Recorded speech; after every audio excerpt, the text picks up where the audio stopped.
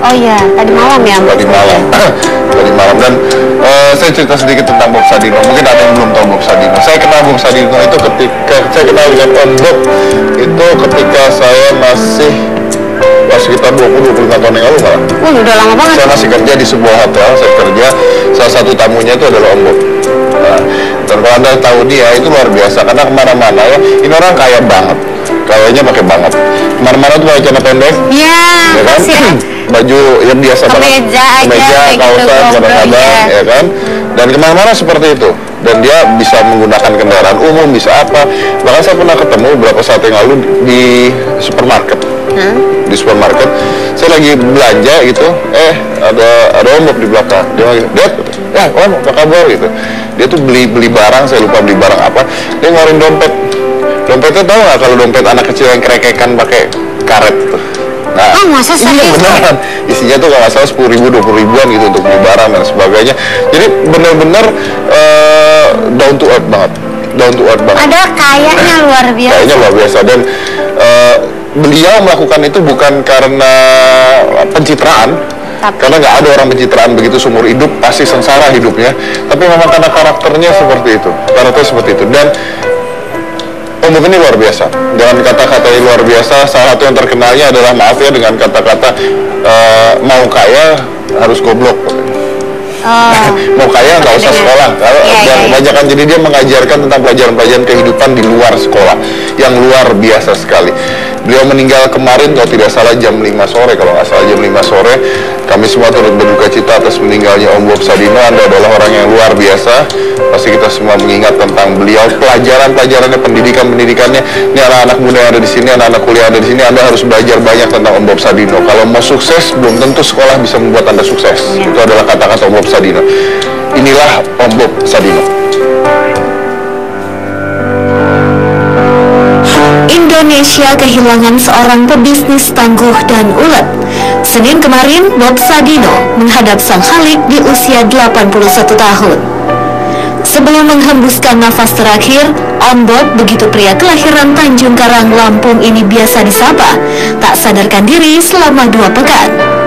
Kondisi Om Bob memang menurun drastis, tak lama setelah sang istri wafat. Orang mengenal Om Bob sebagai pengusaha nyentrik. Ia selalu mengenakan celana pendek, namun pemikirannya tidaklah sependek celana yang biasa ia pakai. Selamat jalan Om Bob, Indonesia pasti tak akan melupakanmu.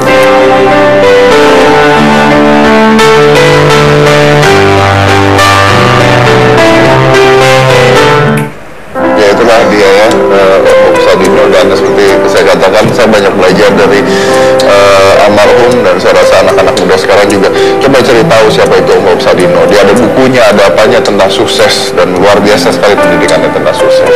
Tapi kalau nggak salah tadi beliau menurun drastis kesehatannya setelah istrinya meninggal. Dan sudah 2 minggu tidak sadarkan diri di rumah sakit. Bicara tentang seperti itu, saya punya seorang bintang tamu yang mudah-mudahan bisa memberikan inspirasi yang luar biasa. Ini adalah seorang anak kecil yang punya penyakit awalnya dari perlengketan usus. Lalu kemudian ginjalnya bermasalah juga. Sampai akhirnya terdiagnosis juga menderita lupus. Iya. Lupus berarti harus di kemo katanya. Katanya harus di kemo, tapi saya nggak tahu. Ntar kita coba tanya aja ya. Tapi anak ini tetap ceria. Kita lihat dulu siapakah dia. Namanya seorang wanita, namanya adalah Fiara Hikmatun, penderita pelengketan usus. Dan sekarang nggak salah ada selang di. Ada stoma, ada ya buat tempat buangannya. Oke. Ini adalah Fiara. Kita lihat dulu tentang Fiara.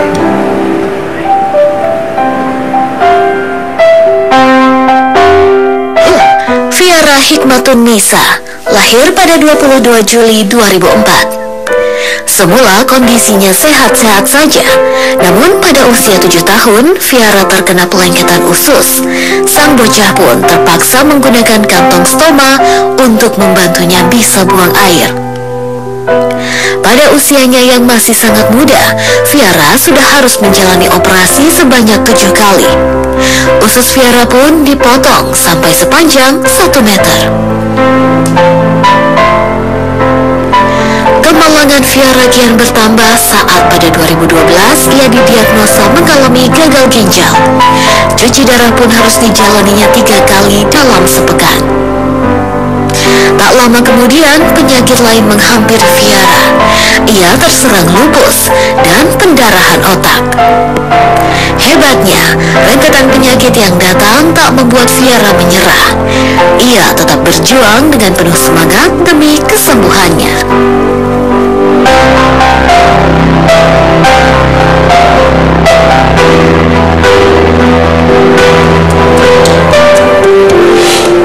Dan ini yang di tangan saya adalah buku tentang Viara yang judulnya adalah Gadis Kecilku, Pengorbanan Orang Tua Merawat Buah Hatinya. Kisah tentang perjalanan mengharukan gadis belia 10 tahun dalam menjalani hidup dengan penyakit berat, peregetan usus dioperasi 7 kali, lupus, pendarahan otak, dan gagal ginjal yang harus cuci darah selama 3 minggu sekali. 3 kali seminggu. 3 kali seminggu. Dan istimewanya adalah Viara katanya tetap ceria. Tetap ceria, bahkan tadi di belakang buku ini dia kasih, "Kak, ini buat kakak." Dan suaranya kayaknya sama aku waktu kecil kayaknya. Bener Dia sih. tahu bahwa dia dalam keadaan sakit. So let's do it. Ini adalah Viara.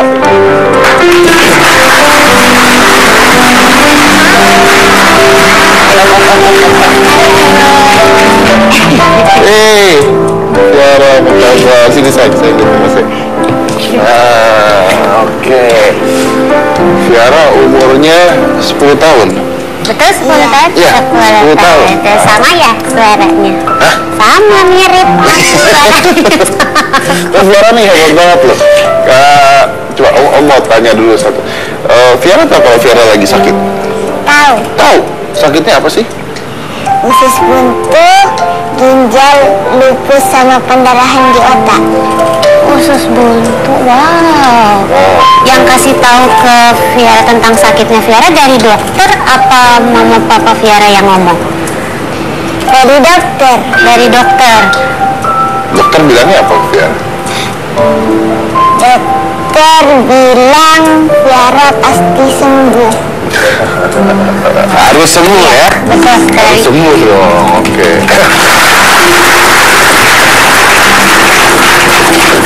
Viara kan umur 10 nih. Viara tahu nggak waktu sakit umurnya berapa waktu itu? Umur 7 tahun. Umur 7 tahun? 7 tahun, terus Viara dibilang operasi sampai 7 kali, itu ingat waktu itu operasi? Nggak tahu kan Viara nggak sadar. Oh, nggak Iya, sadar, tapi enggak, maksudnya berulang kali masuk kamar Masuk kamar operasi gitu. masuk rumah sakit, Viara ingat ya? Ingat. Ingat? Oh, terus Viara kalau sekarang nih kayak begini, ada yang sakit nggak rasanya? Enggak, kalau lagi kambuh sakit? Iya. Baik, kan. Biasanya nih kalau kan dengan sakitnya Viara sekarang, yang Viara lakuin kalau setiap minggu harus ngapain itu Viara tahu nggak? Misalnya harus cuci darah 2 kali seminggu, terus misalnya makannya harus gimana gitu, tahu nggak Viara harus ngapain aja? Tahu. Apa aja coba? Viara nggak boleh makan sayur sama buah-buahan. Nggak boleh makan sayur buah-buahan. Kenapa tahu? Nggak tahu. Nggak tahu. Terus apa lagi? Bolehnya cuma makan nasi sama ikan. Bolehnya makan nasi sama ikan. Terus harus ke rumah sakit, check up, kontrol gitu. Iya. Berapa kali? Kalau cuci darah seminggu 2 kali. Kalau cuci darah seminggu 2 kali. Kalau cuci darah, diapain sih? Om mau tahu diapain sih kalau cuci darah? Ditusuk ke sini. Nih ada namanya simino Om. Apa kalau Om pegang, di sini getar nih. Jadi nanti Ini apa ini? setiap ini kayak Ada silangnya. iya, jadi kayak disambung gitu antara kalau aku tidak salah ya, disambung antara pembuluh darah arteri sama venanya. Dengan Jadi apa? nanti ada namanya Plastik gitu? simino. Alat? Iya seperti Oh. alat gitu. Ini mungkin yang penonton nggak merasakan di rumah juga. Tapi ini kalau saya pegang, Iya bergetar. ini ada getaran di sini. Trut, ada getaran yang keras banget di sini. Nanti lewat sini selalu hemodialisanya gitu. Itu sakitnya saya. Sakit waktu ditusuk. Sakit waktu ditusuk. Oh, berarti kalau untuk begini harus dimasukin dulu alatnya? Iya ya. Iya. Berarti harus dioperasi dulu? Oh enggak, cuma kayak ditusuk aja ini udah dioperasi? Dimasukin. Jadi ini ada darah akan masuknya lewat situ. Gitu. Oke, di penonton ada orang tua dari Viara, ada ibunya nggak salah. Ya, mana ibunya? Ibunya Viara mana? Bisa ke panggung? Yuk, sama saya.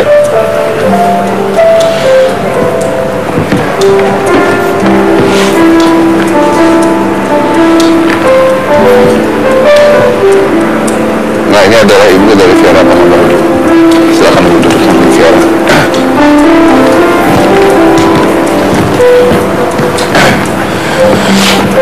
Nah, mungkin saya tanya sama ibu-ibu, awalnya gimana sih? Tahu sampai Viara sakit itu gimana sih? Umur berapa? Terus awalnya apa yang kelihatan? Awalnya Viara pas umur 7 tahun dia kena ini usus buntu yang sudah pecah. Awalnya usus buntunya pecah? Iya.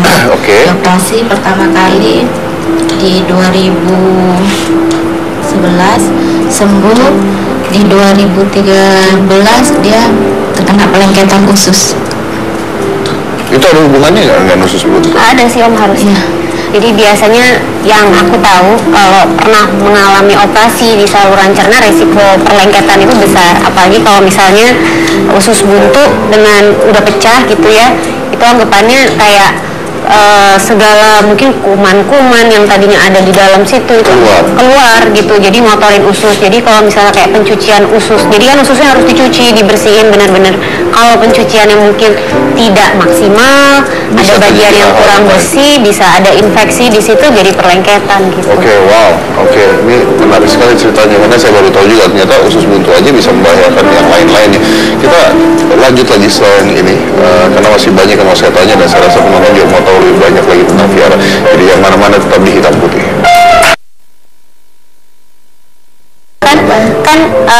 Karena efek dari perlengketan usus itu Om, jadi dipasang kayak kantung buat ususnya buang airnya gitu. Jadi sampai kayak obat aja kalau yang bentuknya kayak kapsul atau tablet itu bisa keluar langsung dengan bentuk seperti itu dan masih utuh. Wow. Dan katanya cuma bisa makan enak pada saat cuci darah? Iya, makan enaknya biasanya tidak mau minum enak, mau makan enak sepuasnya itu pas cuci darah. Wow. Itu kalau boleh tahu biayanya berapa sampai untuk ini semua? Katanya di kemo juga, saya belum tahu kalau di kemo. Kenapa bisa di kemo? Kemo bukannya untuk cancer? Lupus kan harus rutin setiap bulan dia kemoterapi. Selama 6 bulan berturut-turut. Selama 6 bulan? Ya, selama 6 bulan. Berarti efeknya kena efek kemo dong?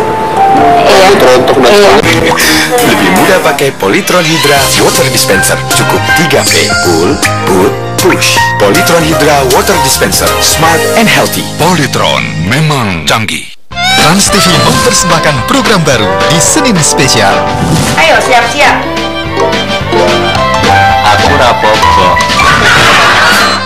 Apa jadinya jika sebuah kampung berisi orang-orang ternama yang bukan original? Masa dia lagi kadesnya? Bisa makin berantakan kampung kita kalau dia lagi kadesnya. Kisahnya berawal dari pemilihan kepala desa yang membuat semua jadi heboh. Adalah kades yang selalu mensejahterakan warganya.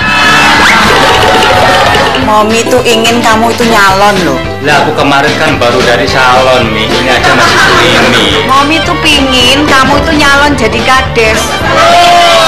Kampung ini butuh kades kayak lo yang benar-benar peduli sama warga. Biar gua deh yang jadi wakilnya. Nah, setuju nggak? Penuh aksi tak terduga sekaligus kocak. Kampung KW mulai 26 Januari hadir setiap Senin jam 7 malam di Trans TV. Dokter Leo.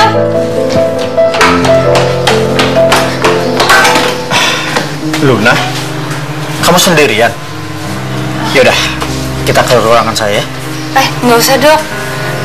Kalau di ruangan jadi kayak dokter sama pasien. Luna cuma mau cerita kok. Yaudah, sekarang kamu duduk.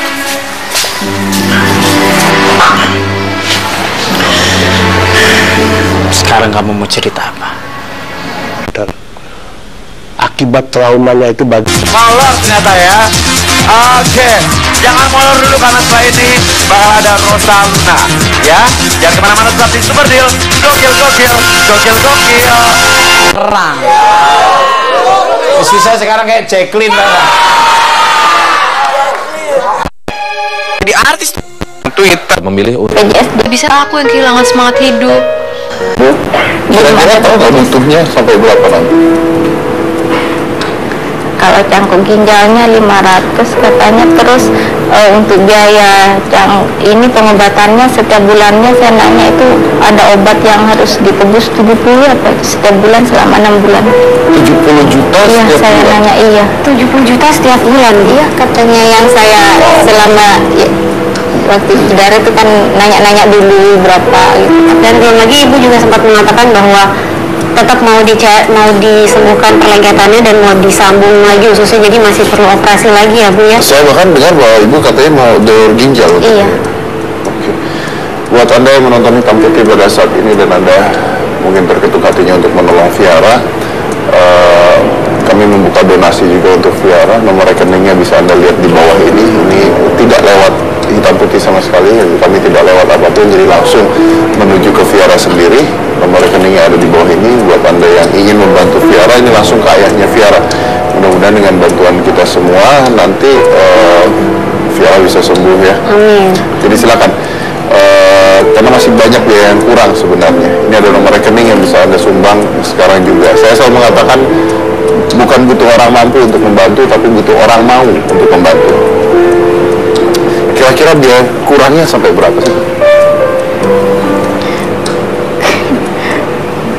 Kurangnya nggak tahu karena kan apa setiap bulannya sekarang aja kan masih banyak dia untuk beli kantong stoma sama pastanya. Ibu sendiri bekerja nggak? Dulunya saya ngajar. Jadi berhenti ya? Jadi berhenti sampai sekarang. Viara ini anak satu-satunya? 3 bersaudara, ada adiknya 2.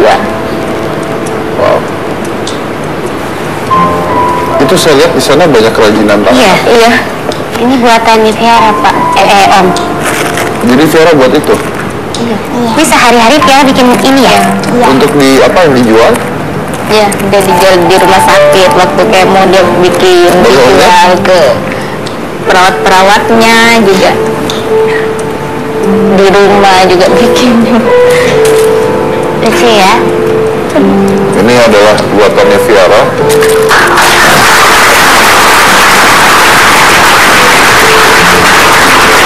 Yang dijual, yang Viara jual untuk apa? Untuk biaya pengobatan juga? Iya, dia simpan uangnya. Simpan untuk biaya pengobatan juga. Berapa sih dijualnya Viara? Berapa? 5.000 5.000 satunya. Kalung sama gelang sama harganya? Kalungnya 10. Kalungnya 10.000. Kalungnya 10.000. Coba kamu pakai dong. Sini Om.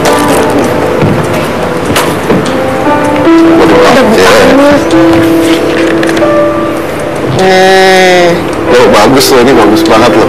Bagus. Ini buat penonton yang mau beli boleh loh. Tuh. Ini bagus banget loh. Tapi maaf buat penonton kayaknya udah nggak ada, soalnya itu nanti kita beli berdua.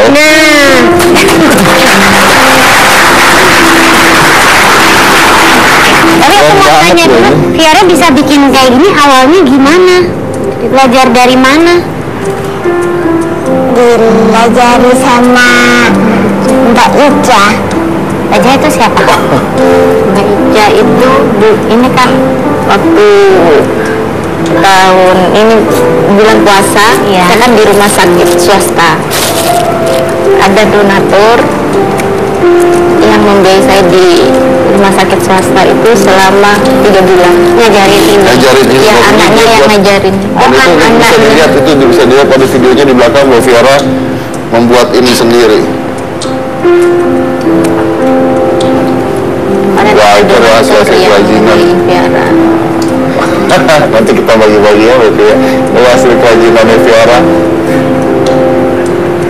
Wow, dijual 5.000. Ini dari karet loh ya. Saya nggak tahu bisa bikin ini dari karet ya. Ini karet gelang. Kecil-kecil karetnya kalau nggak salah ada karet khusus ya Bu ya, emang yang bisa dibikin jadi kayak gelang gitu Om. Jadi sekali lagi ini Viara membuat ini ya, dijual di rumah sakit, harganya Rp5.000 untuk membantu pengobatan Viara. Buat Anda yang tadi merasa terketuk hatinya untuk membantu, tadi kita sudah berikan rekeningnya, nanti mungkin di Twitter kita berikan rekeningnya juga.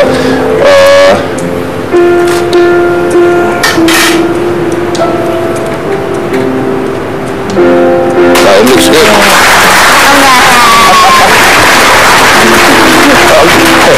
Dan ada juga ayahnya di kursi penonton. Ya, Pak, saya bahas tentang bukunya Viara mana tadi? Bukunya mana ya? Itu buku dibuat untuk apa Pak tadinya Pak? Untuk ini pembiayaan Viara. Awalnya saya kan sudah menjual semuanya, jadi sempat bingung waktu itu ya, bahkan pikiran sudah ke arah-arah yang jelek, yang penting dapat uang gitu. Waktu itu saya mau beli kantong stoma sebelum divonis cuci darah itu. Kantongnya itu, jadi ada kantong yang harus dibeli sama saya, sama pastanya kurang lebih 1 juta per minggu. Saya harus memenuhi itu. Jadi malam hari dia menangis sampai pagi karena nggak pakai kantong, jadi pakai plastik kiloan itu. Waktu itu saya akalin gitu kan, sampai pagi. Akhirnya saya bingung, disitulah saya muncul inspirasi. Kayaknya saya kalau minta gitu nggak mungkin gitu kan. Akhirnya saya tulis cerita Viara, kemudian saya fotokopi 100 lembar, kemudian saya edarkan ke teman-teman. Awalnya dari situ teman itu ada yang kenal dengan penerbit, kemudian tulisan saya dikasih, ternyata penerbitnya mau menerbitkan, tetapi dia hanya sedikit juga membantu, harganya dikurangi gitu. Dan saya dapat hadiah buku waktu itu 1000 buku. Lalu saya jual sama istri saya ke sekolah-sekolah, saya ke bis-bis. Jadi saya bagikan di bis-bis satu persatu. Kemudian saya bicara di depan, mengatakan buku ini saya tulis, saya jual untuk biaya anak saya yang waktu itu masih di rumah sakit. Akhirnya kemudian habis yang 1000 saya jual, sampai akhirnya ada orang yang bantu lagi untuk nyetak, dipinjamin uangnya, jadi hasilnya disuruh ambil. Saya keliling, akhirnya saya sampai ke Jakarta waktu itu bulan puasa. Mungkin saya sampai nyampe ke halamannya Hitam Putih waktu itu, jual buku waktu bulan puasa. Waktu bulan puasa? Ya. Anda sempat ke studio Hitam Putih Pak? Sempat jual buku. Tadi bukunya mana ya? Tadi saya taruh sini soalnya bukunya. Ini kayaknya saking lakunya ada ngambil buku saya. Nah itu Bapak ada bukunya, boleh kita lihat. Dari hasil penjualan buku ini sendiri sekarang sudah dapat berapa Pak? Ya, sekarang sudah hampir 7.000 eksemplar dengan harga 39 sampai 50.000. Tapi royalti kan ya? Tidak, karena waktu itu penerbitnya bilang oke, kami terbitkan, Anda yang jualkan. Jadi sistemnya self publishing namanya Pak. Oh, jadi atau indie gitu ya. Semuanya balik ke Anda? Iya. Oke, jadi total sekitar berapa ini? Kurang lebih 7.000 eksemplar. 7.000 eksemplar? Iya. 7.000 eksemplar, dan itu semuanya untuk biaya Viara? Iya, betul. Masih kurang Pak ya? Sangat-sangat kurang masih sangat-sangat kurang. Kami juga ada terapi yang setiap bulan, mungkin kalau Viara sama ibunya tidak terlalu saya bebankan untuk biaya, jadi full biaya saya yang berpikir. Oke, baik. Kalau Anda sekali lagi, kalau Anda ingin membantu untuk pengobatan Viara, nomor rekening ayahnya ada di bawah ini. Ini nomor rekening ibunya ada di bawah ini. Kami tidak lewati kami sama sekali, jadi ini langsung ke keluarga Viara. Seandainya Anda terketuk hatinya untuk membantu, silahkan membantu, karena berapapun yang Anda berikan pasti memberikan efek yang luar biasa ya. Memberikan harapan untuk Viara ya. Iya. Walaupun hanya dengan membeli satu gelang ini. Walaupun dengan membeli satu gelang ini memberikan sebuah harapan yang lebih ya. Saya selalu mengatakan tidak butuh orang mampu untuk bantu, butuh orang mau untuk bantu ya. Mudah-mudahan. Cita-citanya apa sih anak? Viara mau jadi apa sih kalau gede? Pengen jadi apa? Pengen jadi artis. pengen jadi artis. Pengen jadi artis ya? Iya. Ya, ini udah langkah pertama ada di hitam putih kan? Katanya suka nyanyi. Om mau dengar Viara nyanyi yang lagu apa biasanya? Demam Fisif Jangan Menyerah. Jangan menyerah. Jangan menyerah. Coba dong nyanyi dong. Viara nyanyi. Sambil diri boleh kali ya? Coba, yuk.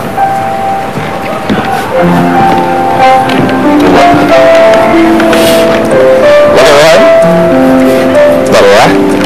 Coba Om mau dengar kalau Viara nyanyi gimana?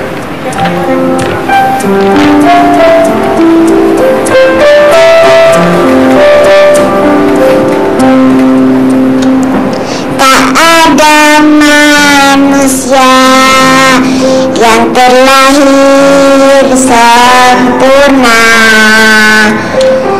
Jangan kau sesali segala yang telah terjadi. Kita pasti pernah dapatkan cobaan yang berat. Seakan hidup ini tak ada artinya lagi. Syukuri apa yang ada. Hidup adalah anugerah. Tetap jalani hidup ini, melakukan yang terbaik. Tuhan pastikan menunjukkan kebesaran dan kuasanya bagi hambanya yang sabar dan tak kenal putus asa.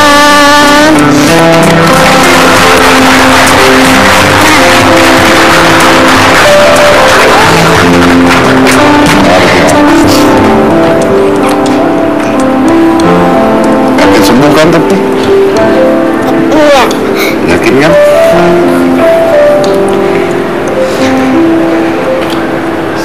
Sekali lagi Viara membutuhkan biaya yang banyak sekali, hampir sekitar 1,5 miliar untuk melakukan cangkok ginjalnya. Biayanya dari ibunya. Jadi bagi Anda yang ketuk hatinya untuk membantu, ini adalah nomor rekening Viara, ayah dari Viara yang ada di bawah ini. Berapapun yang Anda berikan, berapapun yang Anda berikan, memberikan sebuah harapan. Berapapun yang Anda berikan, memberikan sebuah harapan. Yakin sembuh ya? Pasti sembuh. Harus sembuh. Harus sembuh. Oke, nanti kalau udah sembuh sini.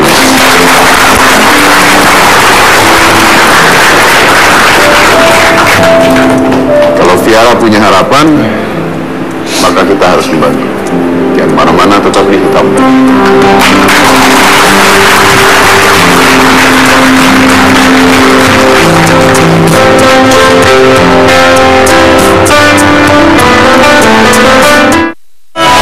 Saraswati Cantik. Ada harapan. Masih ada harapan dan ada jalan keluar ya, mudah-mudahan ya. Pasti kalau kita berniat untuk membantu pasti ada jalan keluar. Bukan hanya Viara pada malam hari ini, tapi saya punya sebuah kisah lagi. Ini seorang anak bocah, namanya adalah Muhammad Fahri. Dia mengalami penyakit yang disebut dengan apa? Osteogenesis imperfecta. Osteogenesis imperfecta. Jadi kelainan tulang ya. Kelainan tulang di mana tulangnya udah rusak gitu, mudah patah, rapuh gitu. Kita sebenarnya mau mengundang, tapi kemarin baru saja dia jatuh juga dan patah lagi. Tapi kita mau tahu seperti apa sih penyakit itu dan seperti apa anak itu menghadapinya. Ini adalah Fahri, silakan.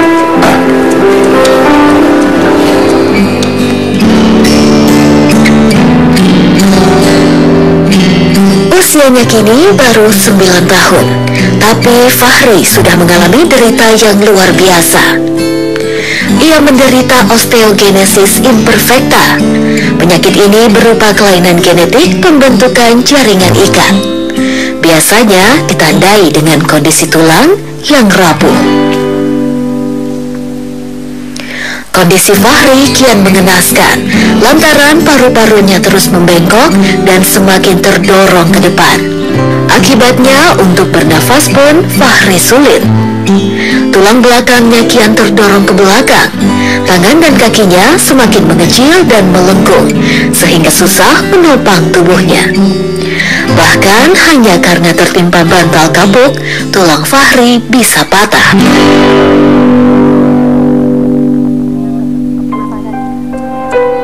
Aspirasi gitu. Ya, itu adalah Muhammad Fahri ya, dengan osteogenesis imperfecta, artinya ketidaksempurnaan. Ya, jadi tulangnya mudah patah, mudah rapuh, dan itu kalau nggak salah itu salah satu penyakit genetik ya, karena faktor genetik gitu. Dan kemarin itu ada orang yang mengupload foto dan cerita tentang Muhammad ini di Facebook. Jadi saya mau mengundang, ini adalah Ibu Sri Astati Nursani dan Ibu Fahri dan Widaningsi adalah orang yang pertama mengupload ini ke Facebook. Kita mau tahu ceritanya seperti apa. Satu adalah orang tuanya, ibunya. Ya, ibunya Fahri. Yang ibunya ya? Yang ini.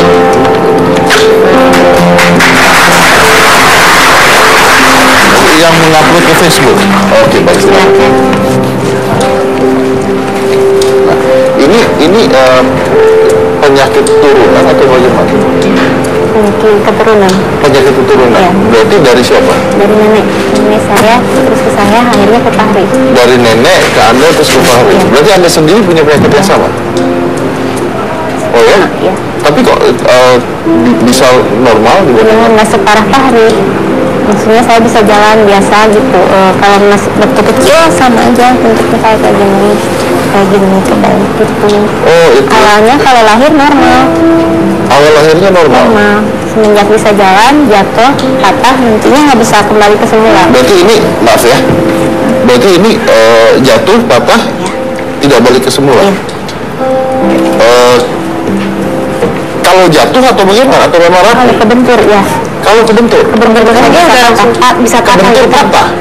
Sampai sekarang? Sekarang saya enggak. Kalau Fahri masih pertumbuhan kan, jadi kata dokter 17 tahun. Sampai 17 tahun. Dari 17 tahun ke sana bisa kuat tulangnya. Nah, kalau yang kaki, maaf, kalau yang kaki itu kenapa? Ini jatuh. Sama ini jatuh juga. Patah. Jatuhnya jatuh biasa? Jatuh biasa saja begitu? Ya. Fahri juga cuman kebentur sedikit mainan bisa patah. Kebentur mainan patah? Iya. Kemarin juga cuman ketiban bantal aja patah pahanya. Hah? Iya. Ketiban bantal? Bantal yang ringan kan, bantal maksudnya dia ini jatuh ke sini patah. Wow. Oh ya? Dan kalau ibu sendiri pada saat itu sampai kuat di usia berapa? Di usia 17 tahun ke atas. Sempat pakai tongkat 2. Nah, udah gitu setahun ini baru lepas tongkatnya. Oh, baru lepas? Baru setahun ini. Baru setahun ini? Dan jadi, pada lahirnya normal? Normal. Itu yang bisa patah bagian apa, semua tubuh? Ya, yang kebentur aja. Yang kebentur bisa patah. Kalau leher ke atas enggak? Enggak. Jadi bagian ke bawah. Ya, tapi kalau leher misalnya terbentur atau apa gitu ya, mungkin bisa patah juga. Wow, itu pengobatannya bagaimana? Saya nggak ngerti soal. Pengobatannya cuman pernah dibawa ke rumah sakit. Itu pun awalnya bukan berobat osteogenesisnya, tapi Fahri sempat sesek gitu, dibawa ke rumah sakit. Pas di ronsen ternyata ada tulang rusuk patah yang di dada. Nah, dari situ baru ketahuan, dirujuk lagi ke rumah sakit besar. Ternyata emang ada kelainan tulang, katanya nggak bisa nyerap kalsium tulangnya, jadi rapuh. Oke, nah lalu kalau Ibu Wida sendiri pertama kali tahu ini tetangga atau apa? Bukan, dulu saya bertemu dengan Bu Sani itu di sebuah mall di Kota Bandung tanggal 1 November 2014. Saat itu saya melihat Bu Sani sedang berjualan tisu di depan mall itu. Berjualan tisu di depan mall? Iya, berjualan tisu di depan mall yang saya tahu itu dilarang sebenarnya. Saya lihat dari kejauhan karena ketika orang mempunyai kelainan, saya sebenarnya punya kelainan juga, cuman tidak seperti Bu Sani. Saya melihat ada yang aneh dengan bentuk tubuhnya. Terus saya berjanji satu saat saya harus kesini lagi. Bulan berikutnya sepulang saya dari rumah sakit, saya bertemu dengan Bu Sani, mengajak mengobrol. Ibu sudah dari kapan memiliki kelainan ini?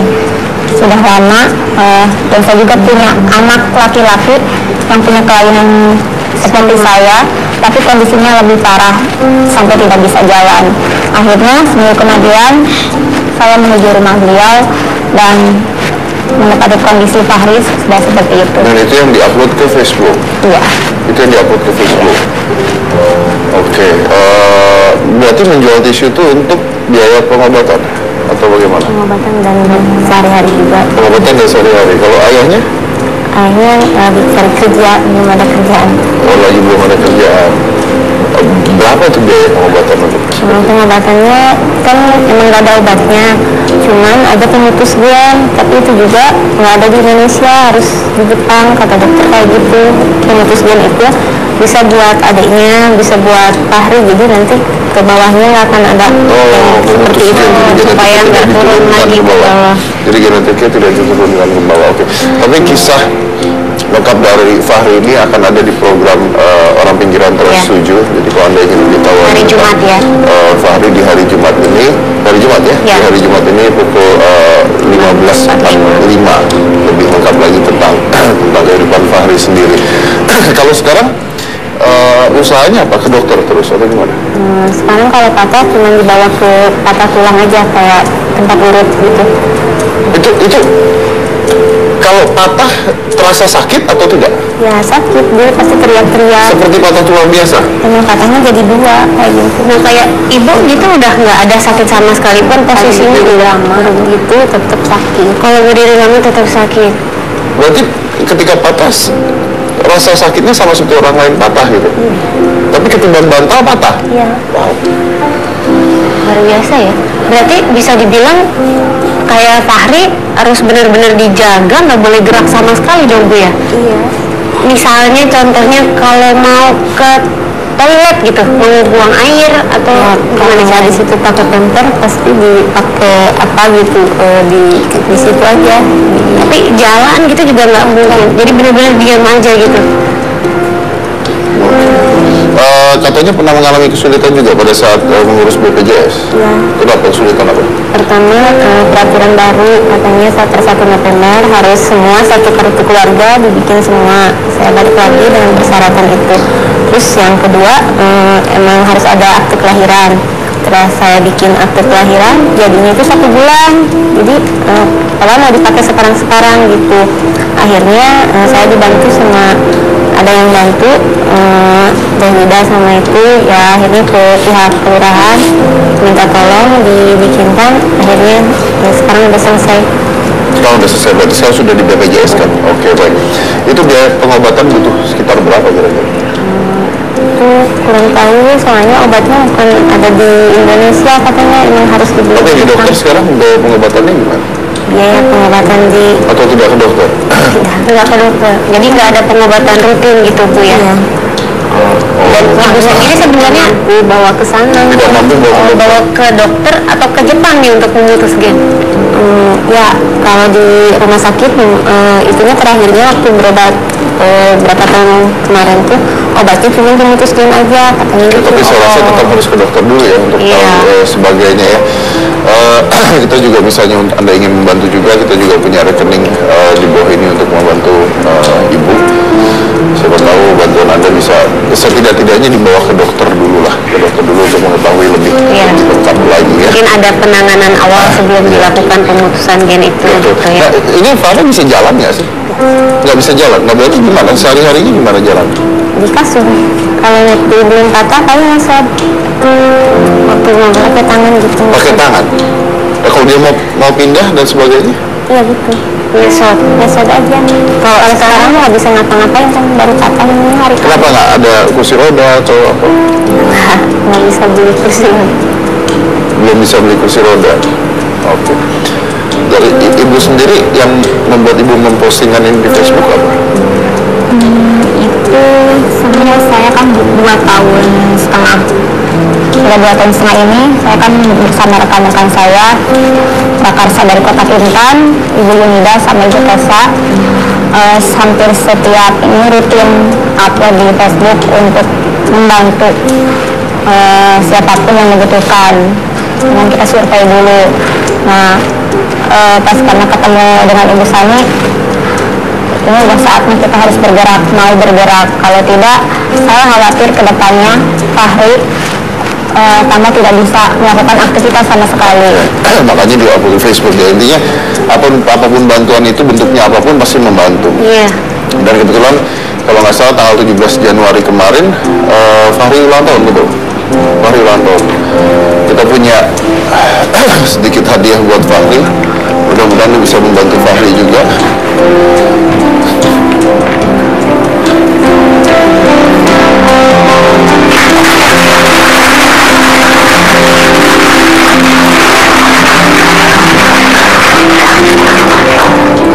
Nah, jadi bisa dipakai buat Fahri. Selamat Fahrinya yang ada di sini ya. Iya. Dengan ini mudah-mudahan Fahri jadi mungkin bisa jalan-jalan keluar rumah gitu ya. Ingin Sekolah itu yang membuat saya semangat buat ngobatin Fahri, karena memang bilangnya memang mau sekolah tanpa sepengetahuan saya dia bisa nulis sama bisa baca. Karena memang sehari-hari saya nggak pernah ada di rumah kan menjualan. Pas kemarin saya lihat tiba-tiba dia bisa nulis, bisa gambar, bisa baca.